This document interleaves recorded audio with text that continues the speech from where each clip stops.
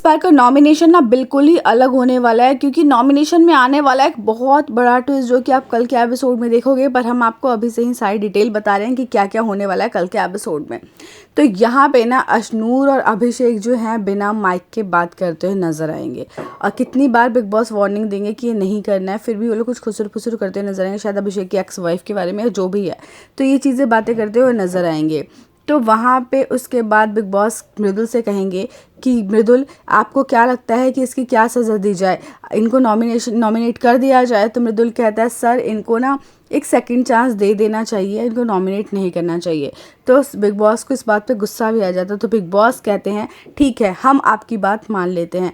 तो मृदुल को, अभिषेक को और अशनूर को छोड़ के पूरा का पूरा घर नॉमिनेट होता है।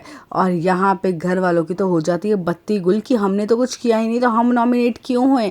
लेकिन फिर भी यहाँ पे डिसीजन जो है वो हो जाता है और बिग बॉस जो है उनको सज़ा दे देते हैं। घर वालों को मृदुल को समझाना चाहिए था, भाई सोच समझ कर डिसीजन ले, क्यों तू उन लोगों को सेकंड चांस दे रहा है। बिग बॉस इसको बहुत बड़ी गलती मानते हैं, बिना माइक के बात करने को, माइक पे पानी डालने को बहुत बड़ी गलती मानते हैं। माइक बहुत महंगा आता है और वो कभी पानी डाल देते हैं, कभी बिना माइक के खुसुर फुसुर करके बात कर रहे होते हैं। ये चीज़ें नहीं चलेंगी। आप रियलिटी शो में आए हो तो आप इनको नॉमिनेट करते तो पूरा घर सेव हो जाता, लेकिन उन्होंने इनको बचा लिया, पूरा का पूरा घर नॉमिनेट हो गया।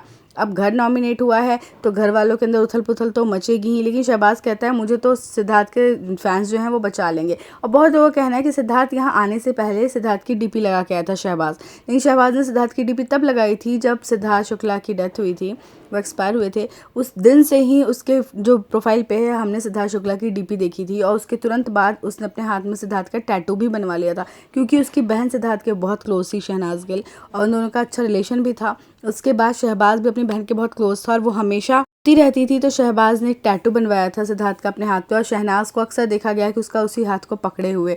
तो उनका एक इमोशनल बॉन्ड है यहाँ पे। तो जो लोग शहबाज को और सिद्धार्थ को बिग बॉस 13 से इन लोगों को जानते हैं, वो जानते हैं कि क्यों वो ऐसा बोल रहा है कि सिद्धार्थ के फ़ैन उसको बचा लेंगे, क्योंकि मैं भी सिद्धार्थ शुक्ला की फ़ैन हूँ। और ऑब्वियसली सिद्धार्थ की वजह से मुझे शहबाज में ये चीज़ लगती है कि सिद्धार्थ को जो है पसंद करता था, तो ये मुझे कहीं ना कहीं एक पॉजिटिव वाइब देता है।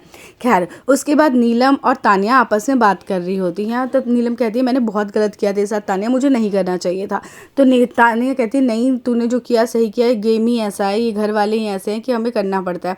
अब फरहाना भट्ट को गुस्सा आ रहा होता है कि बाहर सब खी खी खा खा कर रहे होते हैं। कहती है तुम में बिल्कुल भी शर्म नहीं है ना कि तुम हंस रहे हो यहाँ पे नॉमिनेट करने के बाद हम सबको, तुम तो बच गए हो लेकिन हम तो हो गए। और फरहाना यहाँ पे सबको कॉल आउट करती है। तो प्रणीत कहता है कि इनकी किस्मत थी, ये बच गए। तो फरहाना कहती है किस्मत नहीं ना, हमारी किस्मत बिगाड़ी है। इतना बड़ा गलत करने के बाद भी मृदुल को बोलना चाहिए था कि इन्हें नॉमिनेट करे, पर हमें कर दिया गया।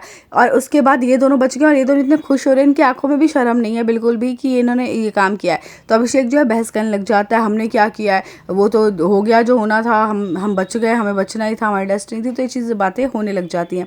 अब यहाँ पे नीलम और फरहाना की भी लड़ाई हो जाती है, और इस पर फरहाना कहती है नीलम तू तो जाएगी, और नीलम जो इमोशनल हो जाती है, रोने लगती है एज यूजुअल। जिससे जैसे नीलम को थोड़ा हो जाता है लड़ाई झगड़ा कोई कर ले तो वो रोने लग जाती है, वो वही करती है, वो रोने लग जाती है। कुनिका जो है नीलम के सपोर्ट में आती है और वो फरहाना से लड़ाई करती है। अब यहाँ प्रणीत वगैरह बैठ के बात कर रहे होते हैं। प्रणीत कहता है कि यार चिल करो, तुम बच गए हो, अच्छी बात है ना, हमारे ग्रुप से तो कोई नहीं जा रहा क्योंकि तुम दोनों बच गए हो। मृदुल भी बचा हुआ है क्योंकि कैप्टन है, जीके और मैं बच रहे हैं, जीके की फैन फॉलोइंग बहुत है।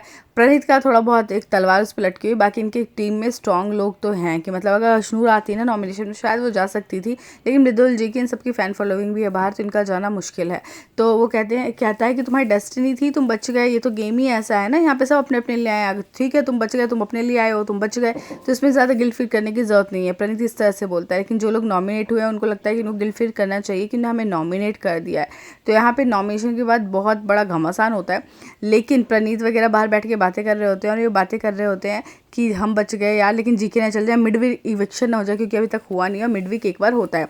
अब यहाँ तानिया जो है वो भी पूछती है मालती से कि मैंने कब वो सेल्फ प्लीज़ वाले या कुछ ऐसे टॉयज़ बेचे, तूने ऐसा कहाँ देख लिया, मेरी ऐसी कोई फैक्ट्री नहीं है। तो कहती है बाहर सोशल मीडिया पे मैंने देखा है तब मैं बोल रही हूँ।